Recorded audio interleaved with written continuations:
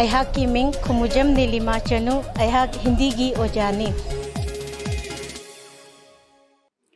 अंगांगसा युमदन लैरिबा नखोगी अहन ओइरबा इमा बाबा अदगी पुपु बोबोक नेने कका लैरि मयाम से इलेक्शन भोट थादबा अदुम चटलमगनी मखोइसिना चही सूरबनिना अदगी भोट की इलेक्शन रोल दा मिंजे चलगा जनरल इलेक्शन लापा मतमदा मखोइसे भोट थादने इलेक्शन से मखल मरी थोकना खाइदुइको लोकसभा इलेक्शन राज्य सभा इलेक्शन विधानसभा इलेक्शन अमसुंग पंचायती राज नत्रगना म्युनिसिपल कॉर्पोरेशन इलेक्शन हाइना सिदा विधानसभा हाइरिबसिना अखोगी जनरल इलेक्शन दुबुनिको चही मंगा खुदिंग चही मंगा लोइरगा अखोइना जनरल इलेक्शन पांगथोइबसे सुमाइना पंचायती राज नत्रगना म्युनिसिपल कॉर्पोरेशन इलेक्शन जिजु चही मंगा लेरगा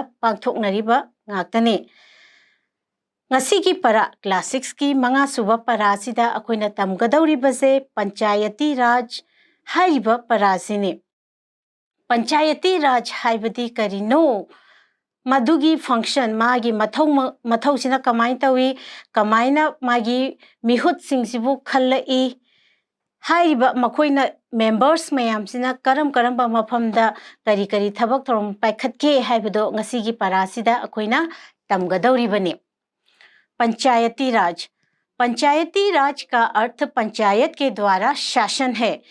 गांव के 5 लोगों की एक सभा को पंचायत कहते हैं और उन 5 को पंच कहते हैं। पंच पंचायत के सदस्य की हैसियत से ग्रामवासियों के आपसी झगड़े निपटाते हैं और ग्रामोत्थान के बहुत सारे कार्य करते हैं।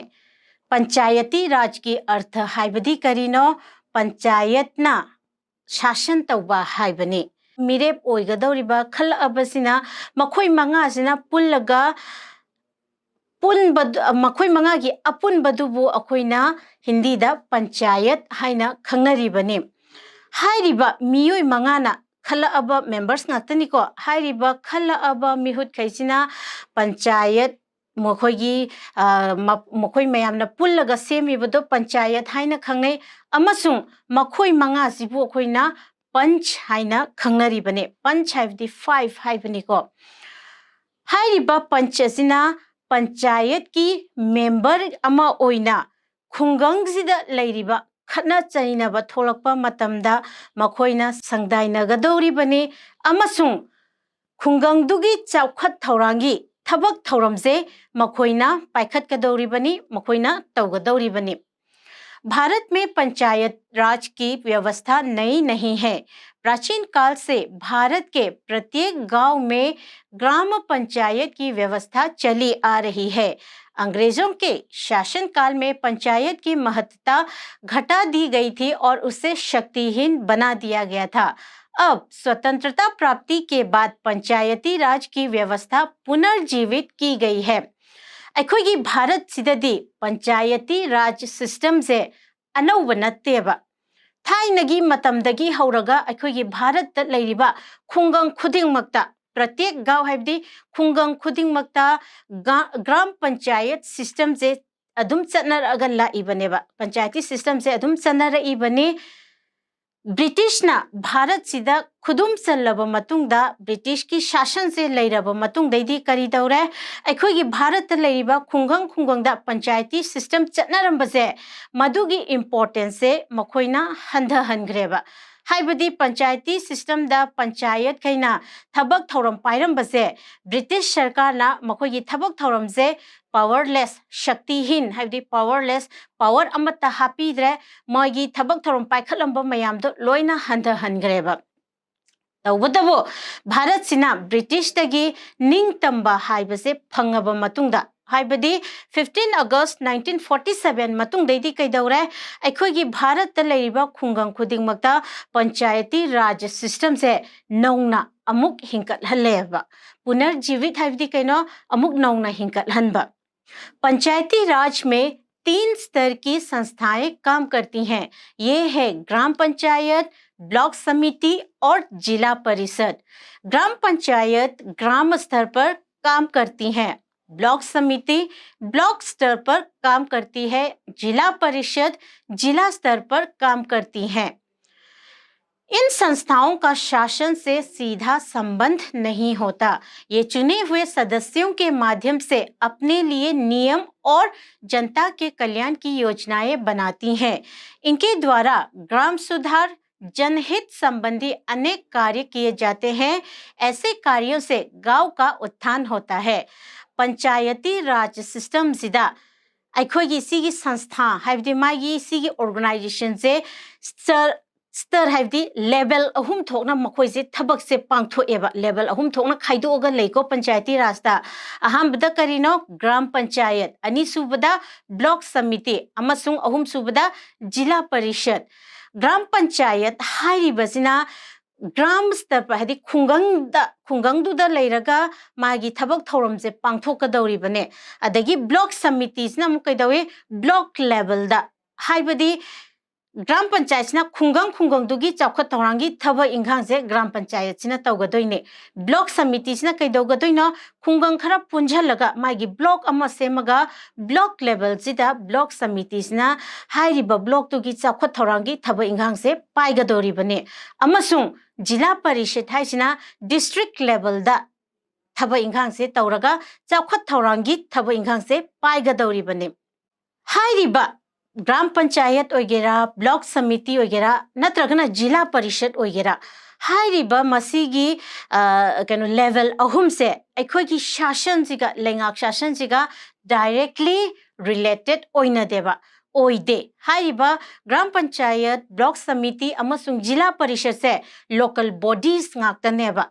अदुना मखोई अहुम हाइबा लेवल अहुम से कैदौगने प्रजा मियाम सिना खलइबा मागी मेंबर्स मयाम से मेंबर्स की मतिंग लौरगा मसागी चौखतनबा फनबा नियम से मसाना सेमजगने। अमसुंग मफम दुगी हाइबदि खुंगंगी ओइगेरा, ब्लॉक लेवल की ओइगेरा नत्रगना डिस्ट्रिक्ट लेवल की द लैरिबा प्रजा मियाम सिगी याइफनबगी दमक्ता तोंगान प्लानिंग मयाम अमा सेमगा थबक इंघांग से पाइखतकदौरिबने। कल्याण हाइबदि वेलफेयर हाइबनिको कनागी वेलफेयर कनागी कानानबा प्रजा मियामगी याइफनबा कानानबा। हाइरिबा लेवल अहुम जिना मखोई लेवल सिदा कैदौगे हाइकांदा खुंगंगजिगी चौखतपा, खुंगंगजिदा अहोंगबा नायहलकपा अमसुंग प्रजा मियामगी अफबा याइफनबा होनरकपा रिलेटेड ओइबा मरी लेनबा थबक इंघांग मयाम से लोइना पाइखलकदौरिबने। हाइरिबा पाइखलिबा थबक इंघांग मयाम सिना खुंगंग से लोइना चाखुलहनबदा मतेंग पांगदोइने। उत्थान हाइबदि डेवलपमेंट चाखुलहनबा हाइबनिको। पंचायत गांव के उत्थान की पहली सीढ़ी है। पंचायती राज के अंतर्गत प्रौढ़ शिक्षा, कृषि विकास, सड़क निर्माण, स्वास्थ्य व्यवस्था, बिजली और पीने के पानी की अच्छी व्यवस्था आदि से संबंधित कार्य आते हैं।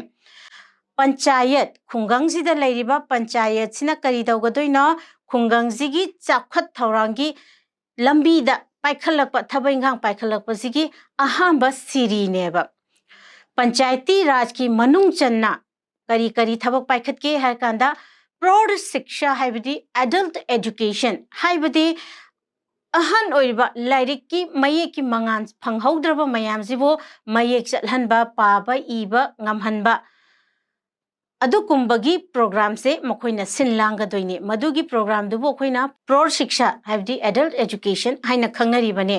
मसी खक्ता नतना पंचायती राज की मनुंगदा लैबदा कृषि विकास लौ सिंगुबगी थबक थौरमदा अनौबा चाखतपा पीबा मतिंग पीबा, लंबी थोंग सेमगत सागत पीबा, स्वास्थ्य व्यवस्था दे हेल्थ सर्विसेज से हेल्थ सिस्टम से यामना फगलहनबा अमसुंग मई अमसुंग इसिंग थकनबगी इसिंग जिगी फजना इंतजाम हाइबदि केनो फजना सेंबी साबीबा मयामगी फनबा सेंबी साबीबगी थबक थौरम से पंचायती राजना खुंगंग खुदिंगमक्ता तौरिबने। प्रौढ़ शिक्षा के माध्यम से गांव के प्रौढ़ लोगों को साक्षर बनाया जाता है।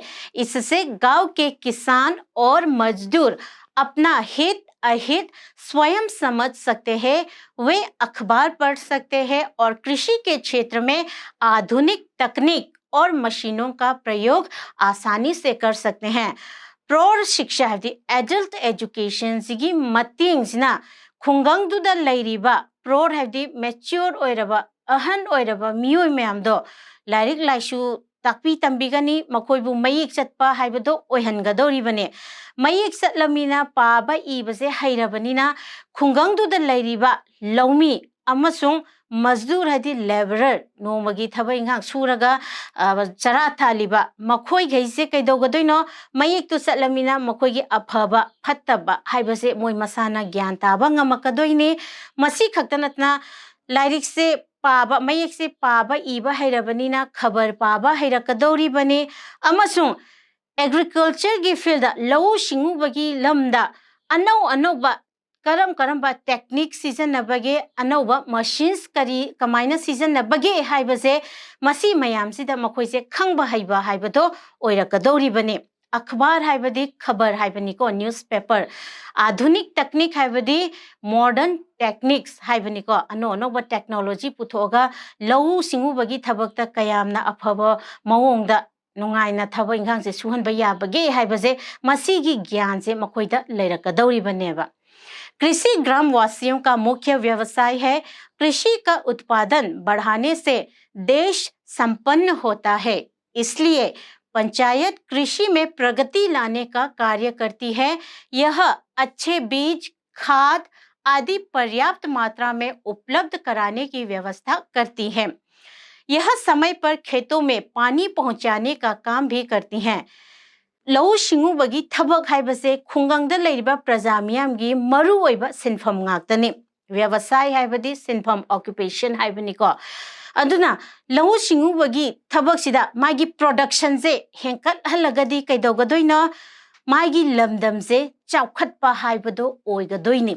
संपन्न हाइबदी डेवलप हाइबनिको उत्पादन हाइबसिना मागी प्रोडक्शन पोथोक्तो मदुइदना मरम ओइरगा पंचायत सिना लौ सिंगुबगी थबकता चाउखतहन्नबगी दमकता अनौ अनौबा टेक्नोलॉजी मयाम से मयामदा खंगहलगा लौमी मयामदा खंगहलगा मागी प्रोडक्टिविटी से हेंकतहन्नबगी दमकता थबक इंखांग से पाइखतलिबनी। कनाना पाइखतली पंचायत सिना। हाइरिबा पंचायत सिना खुंगंगदुदा लैरिबा लौमी मयामगी दमकता अफबा मखलगी मरु मरांग हार अमसुंग अतई अतई लौ सिंगुबगी द दरकार ओइबा पोचै मयामसिबु मरांग काइना फंगहन्नबगी दमकता पंचायत सिना होटनरिबने। मसी खक्ता नतना मतम चाना लौदा मतम चाना इसिंग इरिगेशन की इसिंग फंगहनबगी मथौसिसु कनाना तवे पंचायत सिना तौरिबने। गांवों को जोड़ने वाली सड़कों के निर्माण और छोटे छोटे मार्गों की मरम्मत की व्यवस्था भी पंचायती राज के अंतर्गत आती है। पंचायत गांवों में बिजली पहुंचाने और गांवों के मार्गों पर बल्ब लगवाने का काम करती है। खुंगंगसिदा खुंगंग अमगा अतोपा खुंगंग अमा शहरगा समननबगीदमकवा सेम सारिबा लंबी थोंग सेम सारिबगी मसीगी मथौसिसु कनानामुक तवे पंचायती राज की मथौ ओइना तौरिबने। लंबी सोरोक सेम्बा खक्ता नतना तोंगान तोंगानबा लंबी मसा मसु लेबदा लंबी फत्तबा मयाम लेरिबगसे मदुइदो मु रिपेयरिंग तौबा मरम्मत हाइबदी केनो रिपेयरिंग सेमजिन साजनबगी मागी मथौसिसु कनागी ओइरिबनो पंचायती राज सिगी मथौ ओइरिबनेबा। पंचायत सिना ngसाइगी पंचायती राज ता खलबा मी मंगाना पुल्लगा पंचायत सेमी बनीदना मदुइदना कैदौगे हाय कांदा खुंगंग खुंगंगदा लंबी मपान खुदिंग मक्ता सोरोक मपान दा ओइगेरा खुंदुदा लैरिबा युम खुदिंग मक्ता मई फंगहनबा अमसुंग सोरोक मपान दा खुंदुगी सोरोक मपान दा स्ट्रीट लैंप साबा स्ट्रीट लैंप थंबा मई ngalhanba हाइबगी मथौसिसु कनागी ओइरिबनो पंचायती राज की मथौ ओइरिबने। यह ग्रामवासियों और पशुओं के स्वास्थ्य की व्यवस्था करती हैं। पंचायत के द्वारा स्वास्थ्य केंद्र खोले जाते हैं और पंचायत गांव के स्तर पर जन्म और मृत्यु के नामांकन का कार्य भी करती हैं। हाइरिबा पंचायती राज की मनुंगदा लेरिबा पंचायत मयामसिना कैदौगदोइना खुंगंगदुदा लेरिबा प्रजा मयाम अमसुंग खुंदुदा लोइरगा लेरिबा सासन मयामदुगी मागी हक्सांग फना थंबगी मागी थबक थौरमसिसु कनाना पाइखतली पंचायती राजना पाइखतलीबने पंचायत सिना अमोक माहकी मसा मसागी खुंगंगदुदा प्राइमरी हेल्थ सेंटर अमममसु लोइना लिंखतपसे मखोगी मथौ ओइरिबने पंचायत सिना खुंगंगदा पंचायती लेवल सिदा खुंगंग सिदा लेरिबा अनोबा पोगलकपा अंगांग ओइगेरा नत्रगा लेखित्रबा मियोय ओइगेरा मखोगी रजिस्ट्रेशन नामांकन हाइबिदि कैनो रजिस्ट्रेशन तौबगी मथौ सिसु कनागी दायित्व ओइरिबनो पंचायत की मथौ ओइरिबनेबा पंचायती राज के अंतर्गत एक अदालत भी होती है, उससे न्याय पंचायत कहते हैं। 4-5 ग्राम पंचायतों के लिए एक न्याय पंचायत होती है। इसके भी 5 सदस्य होते हैं। यह ग्रामवासियों के बीच के झगड़े निपटाती हैं। अखोगी पंचायती राज की मनुंग चन्ना अदालत भी होती है। अदालत दी कोर्ट अमजोमुक लिंखतलगा लैयेबा हाइरिबा लिंखतला लैरिबा कोर्ट सिबु कई कवी न्याय पंचायत हाइनसु कौनैयेबा 4-5 ग्राम पंचायतों के लिए हाइबदी खुंगंग मरी नत्रगा मंगा न पुंझलगा मखोगी पंचायती लैरि पंचायत लैरिबा खुंगंग क्यागिनो मरी नत्रगा मंगा खुंगंग से पुंझलगा मखोई मयामगी दमकता न्याय पंचायत अमा लैगनेबा सिदसु न्याय पंचायत सिदसु मेंबर क्या लैगदोइनो सदस्य हाइबदी मेंबर हाइबनिको सदस्य से मागी मेंबर सिजु मंगा सुना लैगदोइने करीदा लैगदोइनो न्याय पंचायत सिदसु हाइरिबा न्याय पंचायत सिदा लैरिबा मेंबर मंगा सिजु कैदौगदोइनो खुंगंग सिदा थोलकपा खना चैनबा थोलकपा मतमदा हाइरिबा खना चैनबसे मोइना संगदाइनरगा लोइसलहनगदौरिबनेबा यहाँ झगड़े निपटने में बहुत कम समय लगता है। पंचवादी प्रतिवादी की बातें ध्यान से सुनते हैं और अपना निर्णय सुना देते हैं। न्याय पंचायत सिदा खना चैनबा तौबगी थौरम अमा लाकपा मतमदा मखोई मसेंदा संगदाइनबा यानबा अमा पोरकपा मतमदा मतमसे यामना लौदेबा यामना तेनबा मतमदा खना चैनबगी वाथोकसे लोइसलहनगिनेबा हाइरिबा न्याय पंचायत सिदा लैरिबा 5 सदस्य मेंबर मंगा सिना खना चैनबा थोरकपा मतमदा हाइरिबा माइगई अनीदुगी साइड अनीदुगी खनाबा थोइबा साइड अनीदुगी वारी वाताइसे वासे फजन तारने तारबा मतुंगदा मखोई मंगा सिना पंचायरिबसिना मखोईगी अयाबा मोय मंगागी पुलप अयाबा डिसीजन अमा पीगनेबा निर्णय हाइबदी कैनो डिसीजन ग्रामवासी पंचों के फैसले को सही मानते हैं और स्वीकार कर लेते हैं।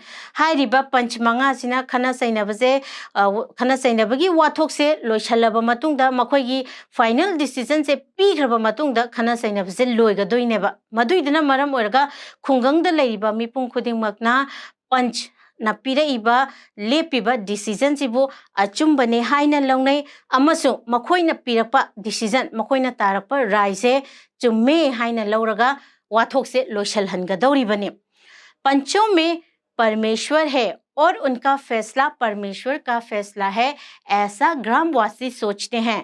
पंच हाइबदी ngसाइगी पंच मियोय मंगा मेंबर मंगा ना पुल्लगा सेमिबा पंचायत तो हाइरिबा मेंबर मंगा से ईश्वर गुम्बनी परमेश्वर दे ईश्वर गुम्बनी अमसुंग मखोइना डिसीजन अमा हेक्ता लेपकपा मखोइना राय अमा तारकपसे ईश्वर न पिरकपा राय गुम्बनी हाइना खुंगंगी मी गैना यामना लूना लुमना लौवेबा असल में पंचायती राज ग्रामोत्थान की योजना को सफल बनाने की एक व्यवस्था है।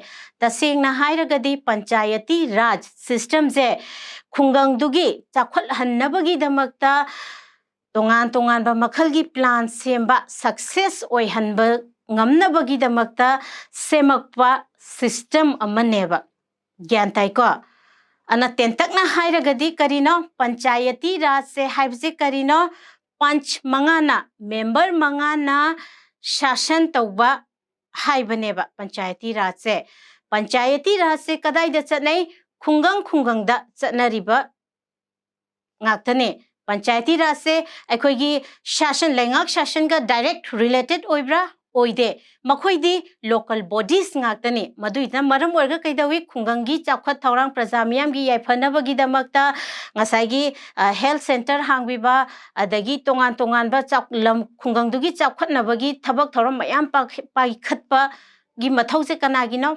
panchayati raj ki ni ko paikhalli ba thabak thoram sida kaidawno lau singu bagi thabakta har phanghanba afaba maru marang phanghanba lambi sorok sem saba adagi repairing tawba thaknabagi ising marang kaina phanghanba mai phanghanba hairiba mayamse panchayati raj ki mathau ngaktani makhoina tawgadawa thabak thoram ngaktane si khaktana tana khungang mari manga na punjhalaga न्याय पंचायत हाइना अमसु लैको न्याय पंचायत दी करी तवे हाइबनो खुंदोगी खना चैनब मयामजे न्याय पंचायत तसु लैबा member मंगा सिना खना चैनबसे फहलगा decision लौरगा वाथोक से लोशल हनगिदोइनिको एडल्ट एजुकेशन जिजो पंचायती राज की सरुक अमा ओइरिबने ग्यानताइको अदुना अखोगी भारत तदी पंचायती राज सिस्टम से ngarang ngahangi thabak natte before independence thainei matamdagi ju hauraga dum chanaraba system ama oiribani khundugi chakhatnabagi thabak thoram paibada makoina mateng oihalibaneba gyan tarani ko ngasi gidi sida loishalaje mathangda mathangi para amuk logdharase